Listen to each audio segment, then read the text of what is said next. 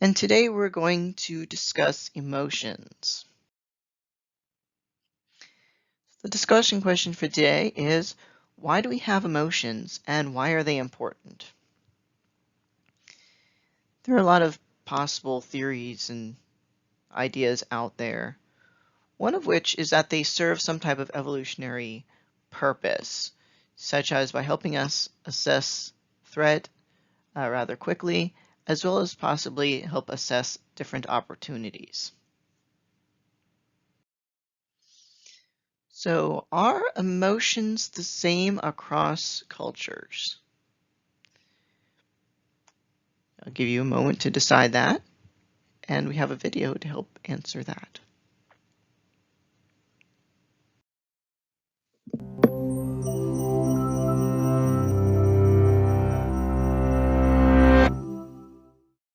The 40 or so muscles in the human face can be activated in different combinations to create thousands of expressions. But do these expressions look the same and communicate the same meaning around the world, regardless of culture?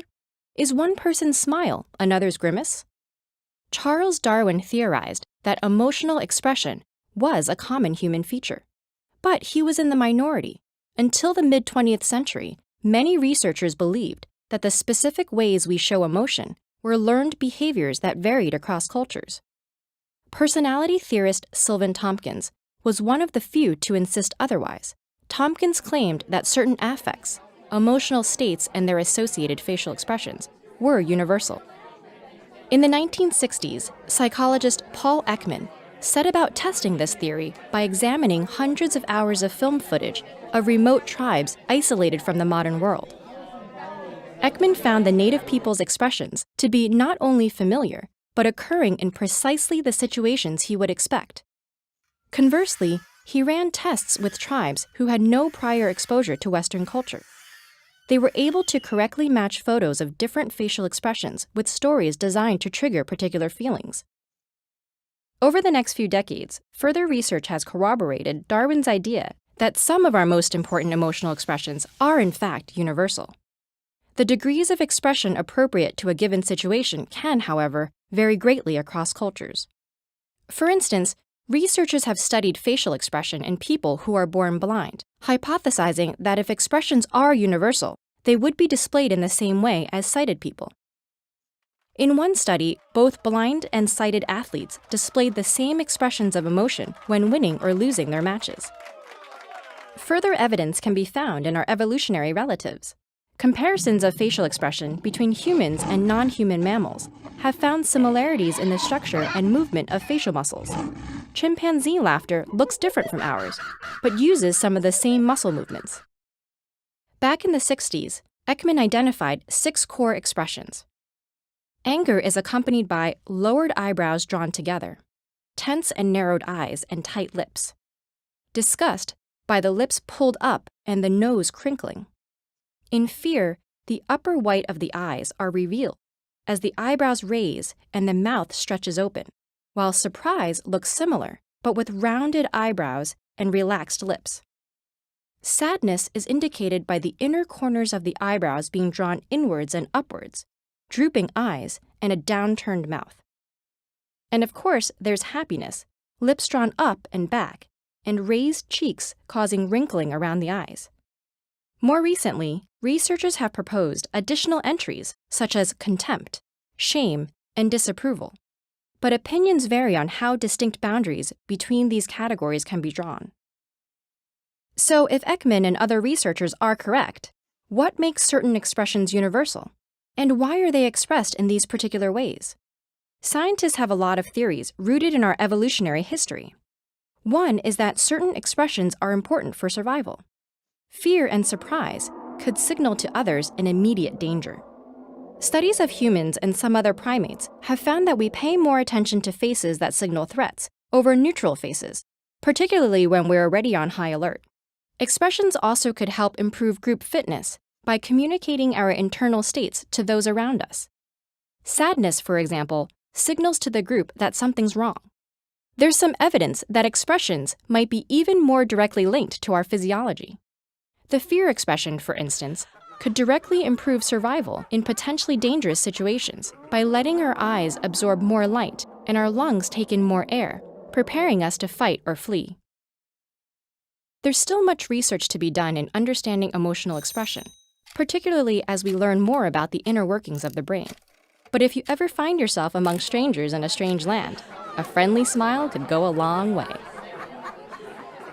Members of our student voice program, TED Ed Clubs, connect with each other across 6 continents and countless cultures throughout the year. Join us to see just how much we have in common. Visit ed.ted.com/clubs to connect.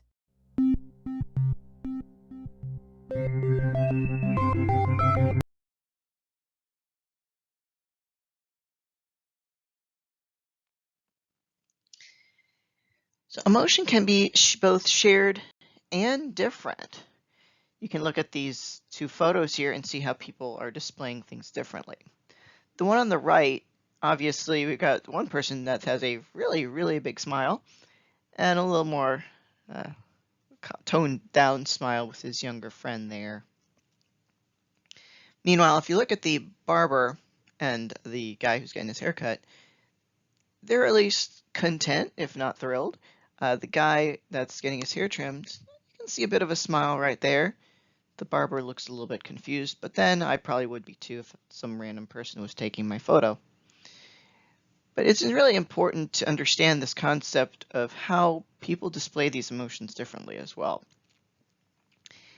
It's really important because all of us are connected to other cultures. Some people are going to be going into IT especially, and IT is very, very global. Even if we are not working in a global situation, all of us are going to be exposed to people from a different culture. So it might be important to understand that certain cultures may display things differently. For those who are going into the medical profession, I would really recommend a book called What Language Does Your Patient Hurt In? It really can certainly help with that as well. Also, if you're just going to visit and traveling, you might be able to really want to know how different cultures are displaying certain things. For example, my grandmother went to Spain when she was young. She was supposed to be meeting her father in Holland, but she had to a crossover in Spain, got some time out, and apparently she's a very happy person, would smile a lot, and she found out that if you smile a lot in Spain, that means something very, very different there than it does here, because it means you might be interested in them in a more romantic sense. So she had several people that came to bother her and give her unwanted attention. If she had known that, perhaps she wouldn't have smiled quite nearly as much. But that's because she just simply didn't know. She was expressing what she was used to in the U.S. Even though she was from New York, which is very multicultural, she didn't learn that part until she was there. One of the earliest studies with emotion was by this guy named Ekman, and he started doing work in the 1970s. He eventually was still doing stuff in the 90s, etc. And he wanted to learn if people could identify certain emotions and if it was basically available across cultures, if people could recognize them. What he did is he took a bunch of photos and went to several different cultures and wanted to see if they could match the emotion to the face, basically. And that's what he did. He said, okay, here's a whole bunch of emotions. Here's a whole bunch of faces. They were all Americans that made the faces, all obviously the photos. And then what he wanted to see. And something like 80% of people were able to correctly identify the emotion to the face. There was variability, yes. And some of that also came down to stuff like display rules, but there was some other stuff as well. Display rules are, of course, very, very big. Not everybody is going to show things in a the same way, which we'll get back to in a minute. But I want you to look at what you have here and just say, which one of these 4 faces show disgust? If you said disgust, it was probably the young lady on the right. Well, you probably are correct. And yeah, I just went a little bit out of order. That's okay. So who showed a bit of sadness? It would be the guy on the right. So as opposed to the lady on the left, the guy on the right probably is a little upset. Who showed happiness? Probably this top lady right here. Leaving, who's upset? Who's angry? Probably this middle guy right here. He doesn't seem very happy either. See, he seems kind of scary. And the fact is that most people were able to properly identify all of this, no matter what their culture was. 80% is not a small amount. So he decided that there was basically 6 sets of universal emotions. They're found in basically every culture. Happiness, sadness, disgust, fear, surprise, and anger. There are, of course, a lot of other emotions that pop up from time to time that might be culturally specific, but these 6 were found in every culture that he studied. So he called them basic universal emotions. He would later do some more write-ups on what is a basic universal emotion. And he said that there would have to be some type of universal signal. Usually that would be a facial expression. Be some type of distinctive physiology that occurs with those emotions, such as how many muscles it takes to, smile or whatnot. It's an example.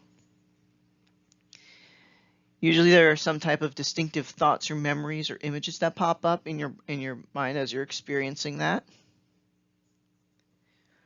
You can have a very distinctive subjective experience.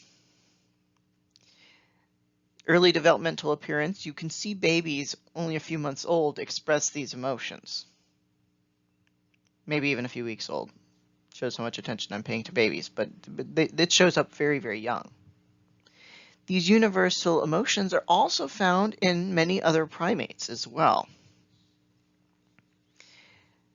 These things are a very automatic appraisal, and they should be quick onset and very short duration. This is as good a place as any to discuss those theories of emotion. If you're taking the Psych GRE, there's a good chance that at least one reference might be on your test. I know it is something that's supposed to be covered, and I know there was at least 1 or 2 questions on mine regarding this. So take note. But these 3 theories, the first one is this Cannon-Bard theory, and it's saying that you're going to experience any physiological response and the mental response, aka the emotion, at the exact same time. So you're having your heart race and the feeling of fear, for example, at the exact same time. There's the James Lung theory. I never can remember if I'm pronouncing his name right, so my apologies. He had a slightly different view, and in his case, he believed the physiological response came first, and only then did the emotion. So with his situation, let's say a bear just walked down the hall and for whatever reason decided it was going to walk into this classroom. With the James Lung theory, your body is having a response, the elevated heart rate first, but and all this stuff is occurring first, but the emotion hasn't really happened yet. It's happening at maybe a few seconds delay. That's what everyone's saying. So first the emotion comes up and goes, ah, there's a bear, and your body's reacting before your mind's acknowledging that it's having a response. With Cannon and Bard, both of those are again happening at the same time. There's also a third theory, this two-factor theory, that says it's the labeling of the response which is actually causes the emotion. So in that case, it's a bear.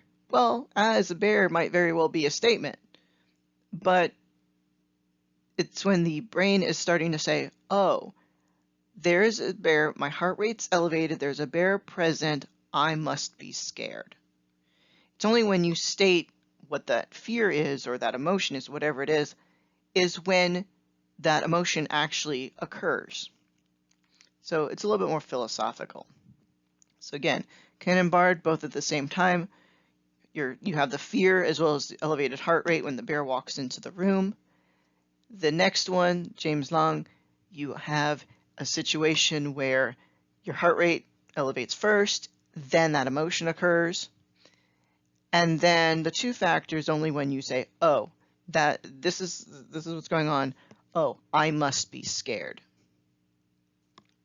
That's simply what that is. You could just as easily call it whatever else you want to call it. It's only when that label of that response happens that the emotion actually is activated. So now we're going to get into the real functions of emotions, and we've got three. Intrapersonal, which is basically within us, interpersonal, which is with other people, and social cultural, which is within society. And we're going to discuss each one of those in just a second. Intrapersonal functions. So here is this lady, I don't know what she's doing. Maybe she's running because she's late to school. Maybe she's being chased. I don't know. Not really sure what she's doing. But with this one, the emotions are really preparing her for action. Fight, flight, or freeze.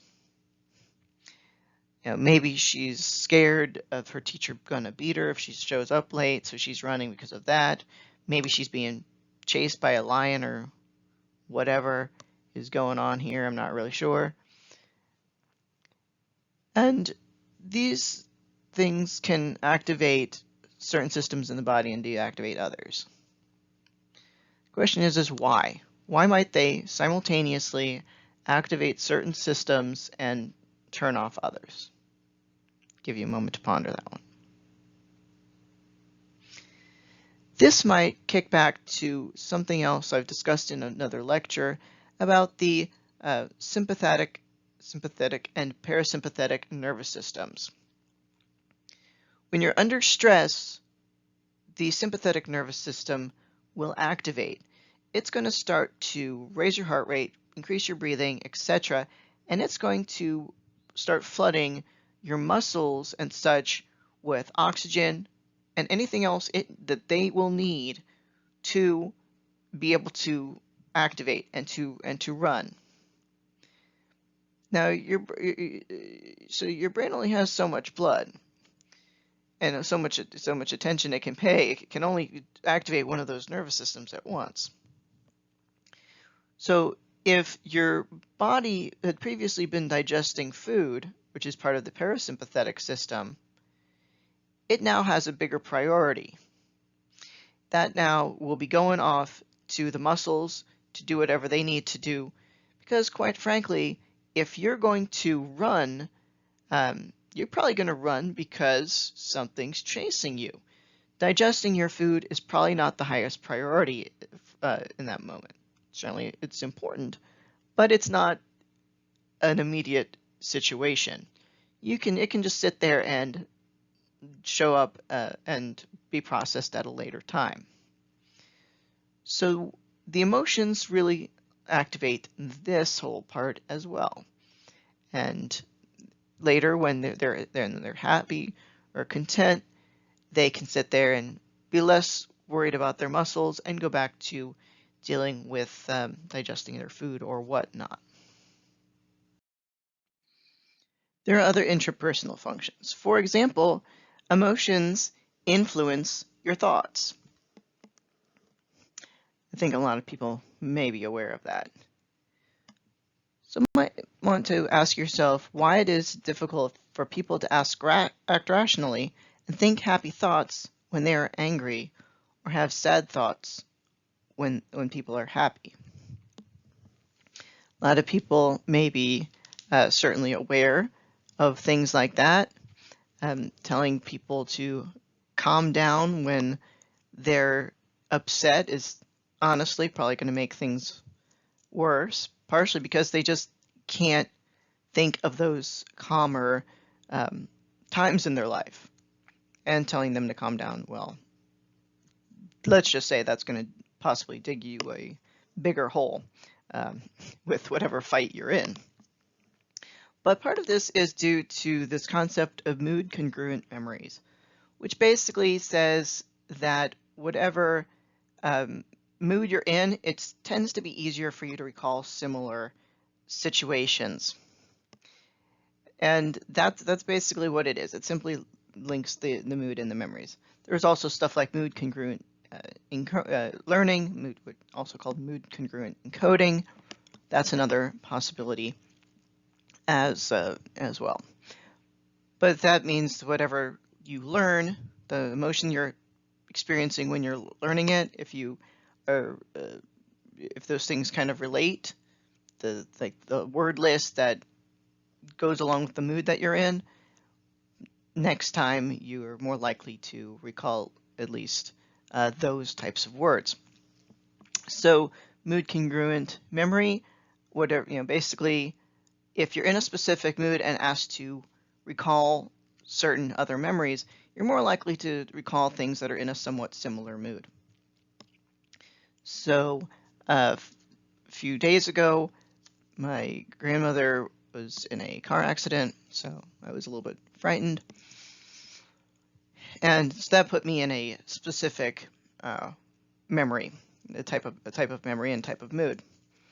The only thing I could think of for the next few days, or at least a few hours, although a few days as well, were other situations similarly that I was disturbed, somewhat concerned about other car accidents she's been in, the fact I could have lost her, and it was really hard for me to think of other things as well. And that is simply part of what this whole mood congruent memory is. There are other intrapersonal functions as well, because emotions can motivate your behavior. All of us have experienced that one way or another. So have you ever felt negative emotions so powerful that your behavior changed? For an example, what about the concept of disgust? Has anybody went into their fridge, grabbed their thing of milk, and drank some without looking at the expiration date? For those of you who have not done so, be grateful. For those of you who have, I'm betting your behavior has changed just a little bit. While I've always at least glanced at the expiration date, I one time had a situation where stuff went off a few days before the expiration date. I didn't realize it until I drank the milk and swallowed it. Didn't feel so well afterwards. But I went through and realized that it was not good. And now, not only do I check the expiration date, I taste test the milk just a little bit before I decide whether it's good or bad. And I'm sure a lot of other people have had similar responses at some point in their life. There are some possibilities where you might have a positive emotion that was very powerful and your behavior changed. Maybe you found out you really, really liked a specific food item and now you're going after it all the time. That's also a motivation, that came from an emotion. Look at this lovely young person here.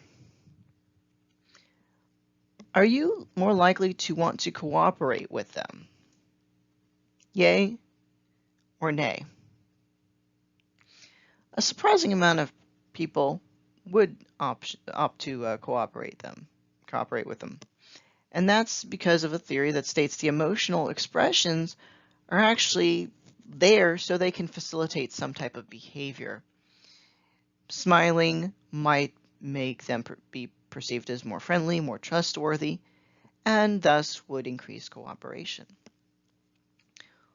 Crying, feeling some type of distress, might convince other people to come over and see if they could help in some ways. And this is partially because, at least we know, as far as the basic universal emotions, a lot of them can be very universal social signals. But this is really for humans. If you, like the smile, such as this lovely person here, if you do that to certain primates, they actually consider that a threat display and will more likely get them angry than to make them want to cooperate. If you look at if you're a big fan of science fiction, there's even a line in Star Trek, the bigger the smile, the sharper the knife. That's by the Ferengi. So I wouldn't smile at a Ferengi if I were you, just like I wouldn't smile at a gorilla or a chimpanzee. I'd be. Other humans, on the other hand, might be okay. Other interpersonal functions. Well, again, we've continuing on with the emotional expressions.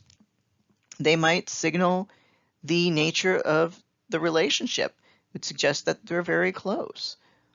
Earlier, I mentioned my grandmother and her trip to Spain, and that signaled a nature of a relationship which was not accurate. She had no desire to get to know them in the biblical sense or any other sense.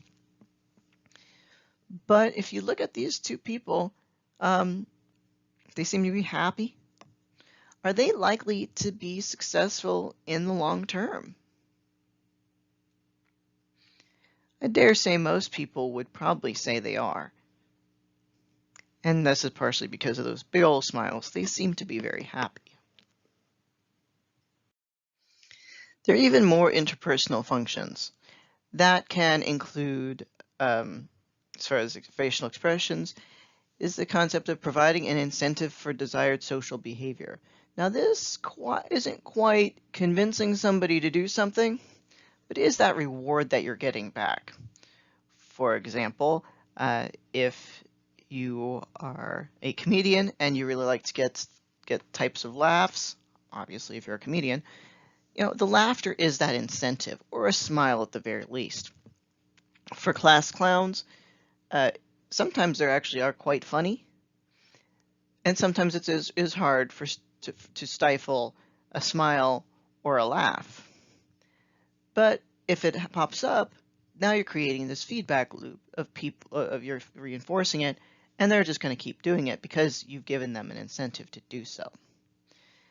There's also, of course, stuff like not only incentives, rewards for doing things, also potential punishments.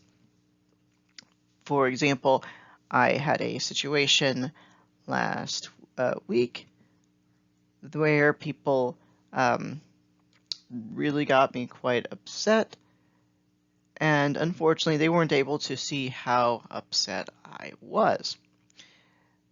But if they did, they probably wouldn't have continued to force the issue, such as being asked to grant anything as far as being asked to be granted more basically looser terms to student athletes.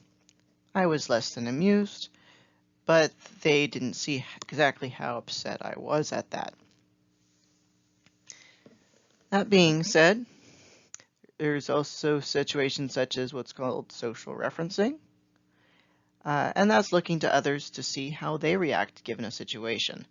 Now, that isn't quite saying, oh, is this an emergency? That's a completely different issue, but just seeing how their behavior responds. For example, at one point, several years ago, when my daughter was very young, she was a little baby, she was terrified of water. My little Old English Sheepdog puppy was also terrified of water. And I wondered if maybe they had never seen that water was nothing to be scared of. So I took one of them in the tub, and honestly, I can't remember which one. And when they got their bath, they were bathed. I, of course, wasn't reacting to 3 inches of water. And it turned out that this worked for both of them. They never had a fear of water again. They saw that it maybe wasn't something to be scared of. My daughter had been absolutely, horrible phobia of it, of water. We never did find out why, but simply an adult with them in the bath, and then she started really, really liking water. And the dog did the same thing.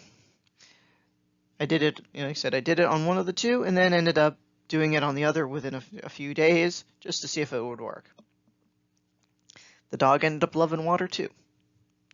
I don't really understand it, but I would have just been happy to not have the fear, but they took it as loving water, so then they became water lovers. So there is that. You also can look at this, take this social referencing, and actually create a fear in somebody who has never seen the original thing. For example, let's say you're scared of dogs. Maybe you are scared of dogs. I don't know. Maybe some of you have never actually had an issue with a dog, but maybe your parent is. Your parent has. And so you've learned this fear from having them. You see that the dogs are dangerous, so you also interpret the dogs as being dangerous, so you develop a fear. This happened to me, not with dogs, but with airplanes. My great-grandmother lost her sister in a very, very deadly airplane disaster in the Canary Islands in the 1970s. I'm probably pronouncing this wrong, because I very rarely actually hear it pronounced, but Tenerife, can't pronounce it correctly, Tenerife.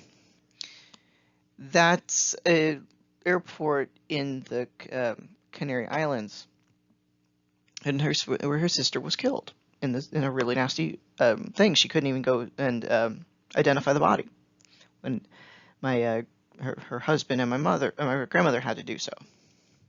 She became so terrified of airplanes that she would freak out. 4 years later, I was born, and within a few years, I had a fear of airplanes, despite the fact I had never seen a bad experience with an airplane. But all I saw was Nana reacted really, really badly to references to airplanes. And that's simply the fact that I was dealing with social referencing. I was looking to Nana to see if that was how she reacted, and she created a phobia, which took me a while to get over. And that's all because of this. So I would recommend, if anybody happens to have a phobia, please try to get over it before you have children, else you might pass it down to them. So here's more interpersonal functions. You're walking down a deserted street when you come across a stranger who looks scared. What would you say? What would you do? And why? I would say probably most people here, certainly most people watching this thing, would look at this gentleman and probably keep a distance, especially the young ladies who might find him dangerous. You may be a little bit more, you might be braver if you have some friends with you. But this guy looks kind of disturbing, sad. You know, realistically, somebody should at least shout out to him, "Hey, bro, are you okay? Is there something small we could do?" Because he looks kind of terrified. And realistically, people probably should actually go up and see. So if you saw a little kid that had a similar expression, what would you do in that case? Probably more people would reach out to see if they need help. But this expression is basically saying, I'm a little terrified, or I'm sad. Can I have a friendly face? So this is encouraging somebody to come up and talk to him. And look about this scary dude. So now you're walking down a deserted street when you come across a stranger who looks angry. What would you say? What would you do? And why?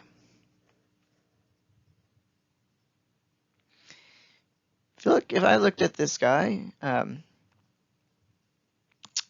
I probably would ignore him,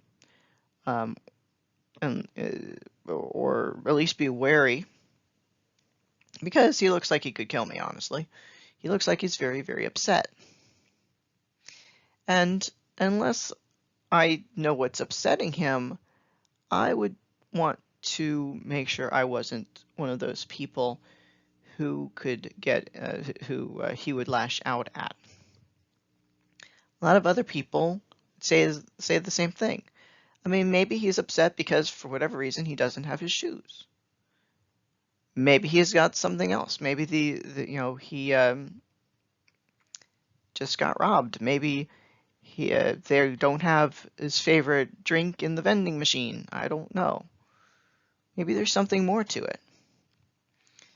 In his case, I would keep away from him, because that's what the aura is. The expression he's giving is really giving off. And there are these social and cultural functions of all of this too. Culture is, and many of y'all have not taken anthropology yet, and if you haven't, that's cool, or if you never do, that's also cool. But it is this, it consists of a whole lot. It's actually kind of hard to define culture. But most people define it as some type of unified attitude, value, belief, and norms of a specific group of people. That it might also include religion, it might also include language. There are a lot of factors it actually may include. But those are at least a few things that it normally does. It's usually easier to identify a culture than to define it necessarily. And with different cultures, have you ever thought other cultures lacked emotion or looked stoic? Perhaps it's just a cultural difference. Some people believe in the universality hypothesis, which assumes that emotional expressions have the same meaning for everyone. However, some believe that each culture also has its own emotional expressions. Why is that? The answer lies behind what psychologists call display rules. Display rules are learned, culture-specific norms governing the management and control of emotional expression depending on social circumstances. The example that best illustrates display rules involves a study about Japanese and American university students watching disturbing videos. Originally, all of these subjects freely expressed their dislike of the videos being watched. However, when the participants were told that they were being observed, the Japanese displayed pleasant expressions to mask their disgust, while Americans continued to express their distaste. Why did both groups behave differently? In the Japanese perspective, being polite, sometimes at the cost of being dishonest about one's true opinions, is a moral virtue because it reflects that you value the well-being of the greater society over yourself. The Japanese abstained from expressing negative emotions in front of respected people. Now then, just like the Japanese and Americans have their own display rules, so does every other culture in the world. As two very diverse university students, we can attest to this. Earlier, my friend Sebastian was talking, and he was born and raised in Mexico. My name is Janice, and although I was born and raised in Vancouver, my background lies in Hong Kong. From growing up, we have discovered some of our own display rules in our own culture. Some of these are similar to the ones we mentioned earlier. For instance, in Hong Kong's culture, it is generally also considered rude to display negative emotions in front of superiors. In Mexico, that is not the case, and it is more similar to American culture. Display rules also underlie in the workplace, which leads to many differences in how chronic stress is perceived and coped with. So what is chronic stress, and why does it relate to the workplace? Chronic stress is a source of stress that occurs repeatedly or continuously, and that's why it relates to workplace. After all, the workplace environment for many people is a source of tension because it's tied to a person's finances and where many of their interpersonal relationships form. As mentioned previously, different cultures have different display rules, hence they express this phenomenon differently. In Hong Kong, the workplace has people with power and those who don't have as much. Decision making is done at the top, with the middle management workers assisting. In addition, leaders like to keep tight control of workers to ensure that work is done most efficiently and with high quality. Hence, it isn't too much of a surprise. The Hong Kong people tend to hide emotions to focus on getting their work finished. This power dynamic in the culture is enforced with the desire of collectivism and group orientation, hence leading back to the display rules, with a focus on neutralizing or masking disagreements when everyone else in the group seems to agree as a whole. These bottled up feelings or disagreements are sources of chronic stress, which ultimately lead to burnout, which is a state of physical, emotional, and mental exhaustion resulting from long-term involvement in an emotionally demanding situation and accompanied by lowered performance and motivation. And some people think these high levels of stress, accompanied by a harsh stigma around mental illness in Hong Kong, have resulted in the higher suicide rate of around 900 per year. Mexicans, on the other hand, believe in emotional openness. Satisfaction is achieved by expressing emotional feelings to one another. Unlike people from Hong Kong, Mexicans are not inclined to suppress their emotions and are not ashamed of communicating their stress. In general, Mexicans are expressive and emotional. In fact, Hispanic countries dominated the top of the list of the most emotional countries in the world for 2014, according to a study conducted by Gallup. While emotions are masked in Hong Kong, emotions are often intensified in Mexico and other Hispanic cultures. The Mexican culture is associated with high arousal of emotions. This might be explained by Mexico's collective nature. In Mexico, rather than adjusting and conforming to other people try to influence others.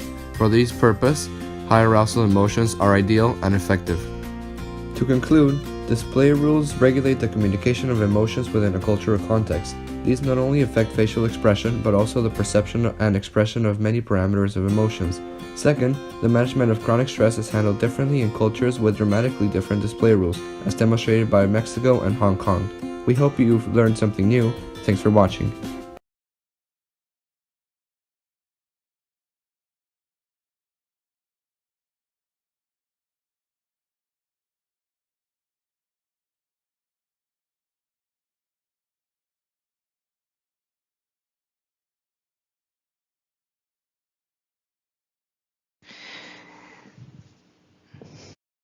I know some of y'all were waiting for a joke, but I wanted to wait until after cultural displays to do this one. So there is a stereotype that Scottish men are bad at showing their emotions. This isn't true. I once knew a Scot who loved his wife so much, he almost told her. Don't judge me. So here's another question that we have. Do animals have emotions, or are they a uniquely human characteristic? What do you think?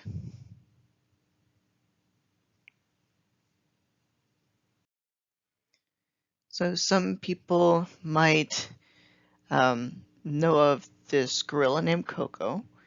She knew sign language. So we actually could ask her how she felt at any particular time. So here is a video, and I would suggest anybody who's maybe sensitive have a little thing of tissues nearby, because it is can be kind of heartbreaking.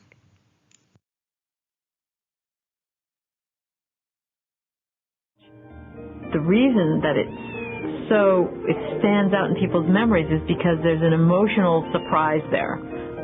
There's a giant gorilla with a tiny, tiny, tiny helpless kitten, and being gentle and loving toward that kitten. Coco rhymed a name for her new kitten. She called him All Ball because to her the cat looked like a little ball. Coco adored All Ball, and they spent countless hours playing together.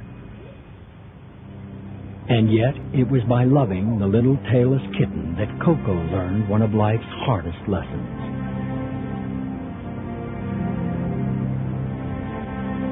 One evening, All Ball was tragically killed on a nearby logging road. Coco was heartbroken. Coco, All Ball, hit by a car. I went in right away and I said, Coco, something's happened to your kitty and he won't be here anymore. You know, the cat has died.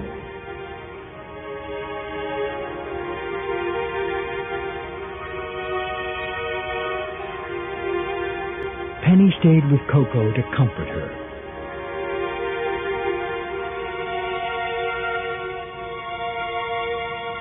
And later, privately, Coco expressed her grief.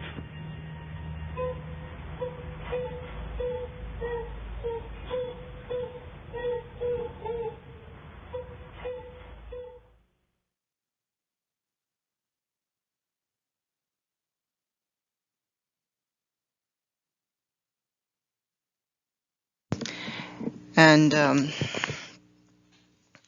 story of Coco and losing her little kitten is a very interesting little story. She suffered from clinical depression, or as far as we can tell, she appeared to suffer from clinical depression. And they did everything. The reason that it stands out in people's memories is because there's an emotional surprise there. They even got like some of her favorite, a giant gorilla with a like tiny, tiny, tiny helpless kitten, and being at some point she even gentle had a visit and from loving Robin toward Williams, that so if kitten. he couldn't cheer up, basically. Coco rhymed a name I for her believe new he kitten. visited She her called after him All Ball because to her the kitten cat passed looked away. like a little ball. She also was later given other Coco adored All Ball, and they spent countless to hours try to playing make her feel together. better as well.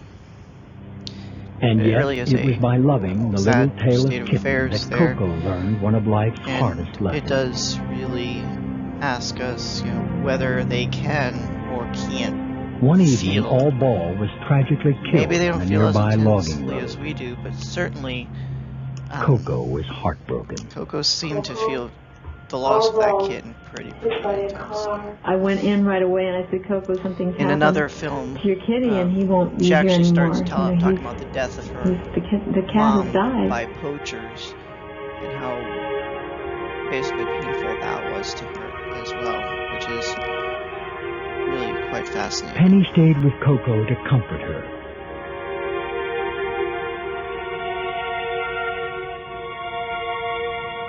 And later, privately, Coco expressed her grief.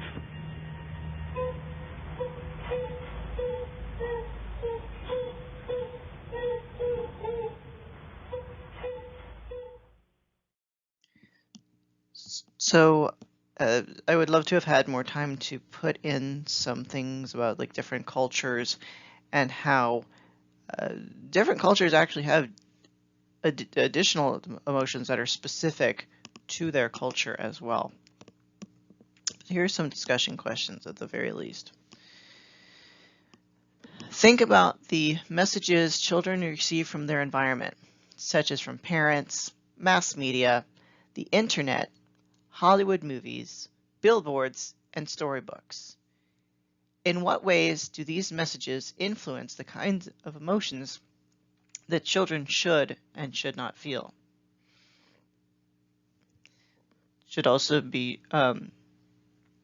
important to note that you also can change this from your friends too.